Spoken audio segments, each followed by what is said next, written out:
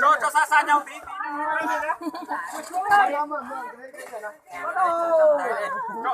Rồi. Các bác cổ động viên này sẽ ra một cái bóng thông báo thể lệ nhá. Cuộc thi năm ba ngày hôm nay trong cái chương trình mà phổ biến cho bà con có đi đọc cũng như việc cho bà con đúng không? Phần thưởng của hai đội này là dưới 1 tỷ đồng nếu đội nào chiến thắng. Và trước khi vào thi đấu thì đề nghị các đội khởi động chân tay giúp tôi. Các bạn gái nương khối về để mỏi tay chồng mỏi chân. Được rồi. Và luật chơi như này này. Không đội nào được bẻ đôi bắp ngô ra. Con đá đó. Không được bẻ đôi bắp ngô, không được rớt hạt ngô ra bên ngoài sân. Ai bẻ là ai thua. Bẻ là xử trừ điểm. Đó, không được bẻ đôi. Và khi nào tôi hô 1, 2, 3 thì các bác được một tách hạt, đúng không? Anh đứng dậy nhá.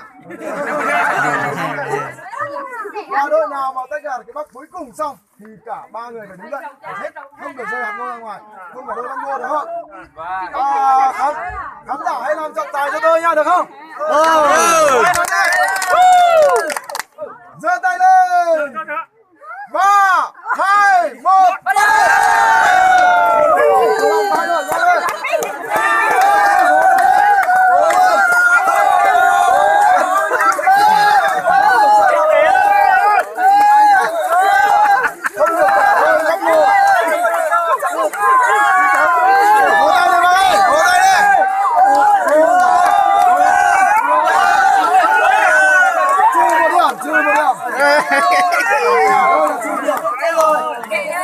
Biết rồi, tí nữa tôi sẽ chịu nhỉ?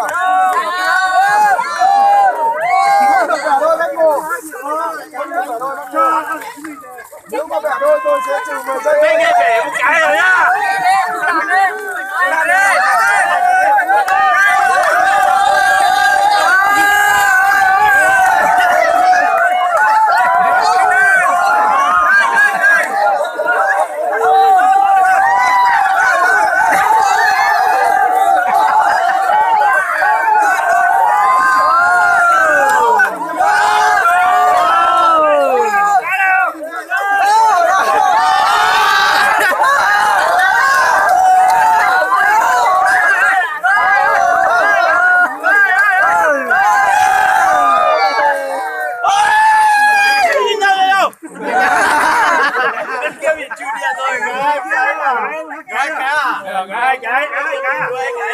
Giờ hai đội gom giúp tôi cái hạt ngô lại. Không để rơi hạt ngô ra sân nhá. Gom lại cái nối xong là tí cân lại xem được. Phải kiểm tra xem bên nào có đội nào té không sạch. Không sạch nữa. Đội này là té là còn Đội kia không sạch, với lại bẻ đôi 2 cái đó.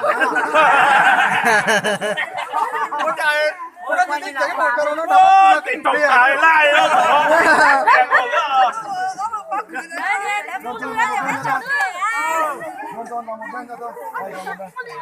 Và theo đánh giá của trọng tài cổ động viên của chúng ta là đội nào số 1 đây chiến thắng hay số 2 chiến thắng nào? Số 2 chiến thắng. Bên này xong trước chứ bên này làm cái. Thế là xong trước thì làm cái. Thế thì nhờ hai đội bỏ từ từ tôi xử thì bên này tôi thấy là nhanh hơn được mấy giây đúng không? Bên này thì chậm hơn mấy giây nhưng mà cũng rất là tuyệt vời cái chương trình 6253 ngày hôm nay. Là các bác thấy trồng ngô ở trên nương cuốn cây này.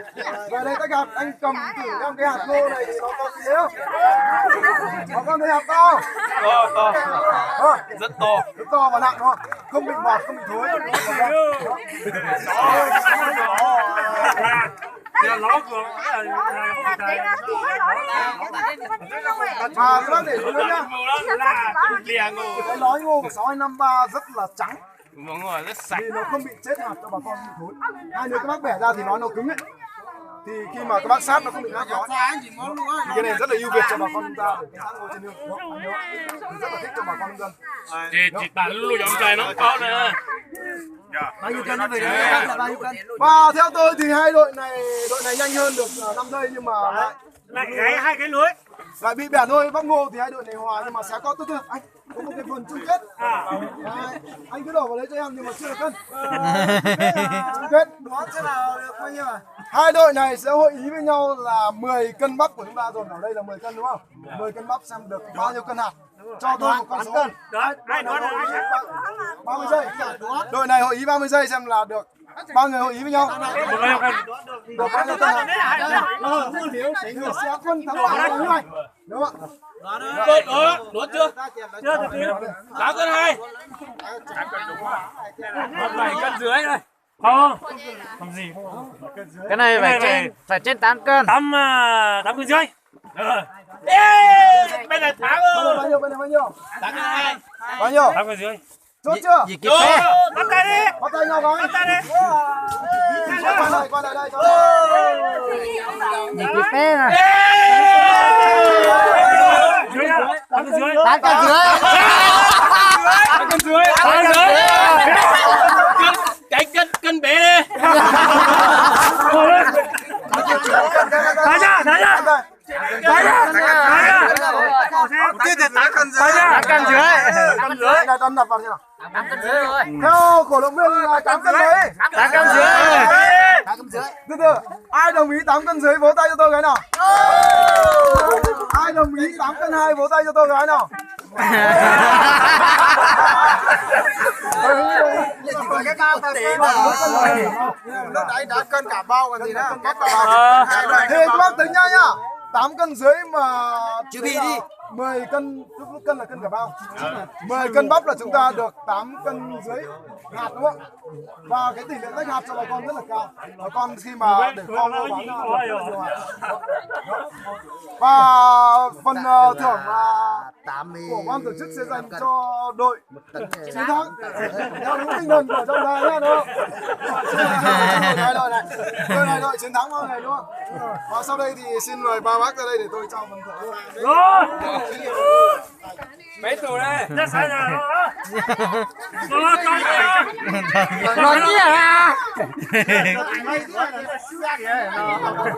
Đeo cái ai gì ký đó. Đeo ai gì ký đó. Mai để Ai gì sao ký đâu đây. Chứ mà chị đánh à? Đây cái gì à? Không lên gì kia có gì ta có ta lụ đất cái bên nhà mà gì ô à ta cái đầu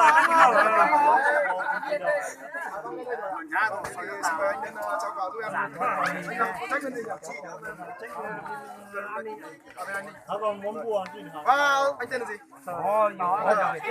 Vâng, thưa toàn thể với lại bà con nhân dân chúng ta mà cuộc thi vừa rồi trong thăm kho của số 253 thì đội số 1 chúng ta đã thi đấu tách hạt là chiến thắng đội số 2. Và như ban tổ chức là có phần quà trị giá cho các vận động viên chúng ta là dưới 1 tỷ đồng. Và trước khi trao phần quà thì tôi muốn hỏi là tại sao hôm nay hai đội của chúng ta mà dự đoán chính xác như thế? Dự đoán đúng rồi. về ngô này ngô tốt và nặng hạt nó bé thì tôi dự đoán là chuẩn. Và xin hỏi ba thành viên của đội là năm vừa rồi cả ba thành viên đều trồng cái này chưa? Em năm vừa rồi em trồng thử 7 cân. 7 cân đấy. Anh trồng dày và trồng thưa là em biết được cái độ trồng như thế nào. Anh tên là gì nhỉ? Tên 6. Anh Sáu à? Và xin hỏi anh Sáu chút là khi mà anh trồng cái 6253 về rồi anh thu về rồi đúng không? Anh dự đoán rất là chính xác và xin hỏi anh nữa là 6253 đánh giá của người nông dân có những cái đặc tính gì vượt trội so với các giống khác để nông dân sử dụng? Ngô giống 253 thì được cái đặc tính là nó đều bắp và cây nó về cái độ ngã thì ngô này rất là chắc, rất là cứng. Và thu hoạch về thì bắp như thế nào? Bắp đều bắp và năng suất. Bắp năng suất. Và xin hỏi anh thì năm tới này có phổ biến cho bà con trồng chủ lực của 6253 này không? Em có. Chủ lực. Năm tới mình trồng khoảng mấy chục cân nhỉ? Năm tới thì mình trồng khoảng 1 tạ. Phái đâu rồi ạ?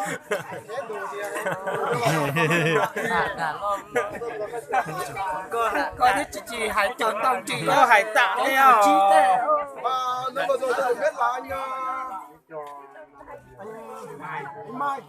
Mai vừa rồi, năm vừa rồi là trồng mấy chục cân anh Mai? 10 cân ạ. Thì xin hỏi anh Mai để trong đội chiến thắng nhá. Là khi anh Mai thu cái ngô 6253 về thì anh Mai cảm thấy là nó hơn những cái giống của bà con ở khi bà con thăm ngô nữa. Nó hơn cái giống khác ở cái điểm nào?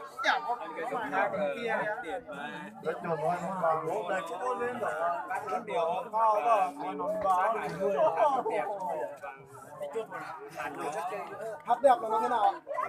Cây Không mùi mọt.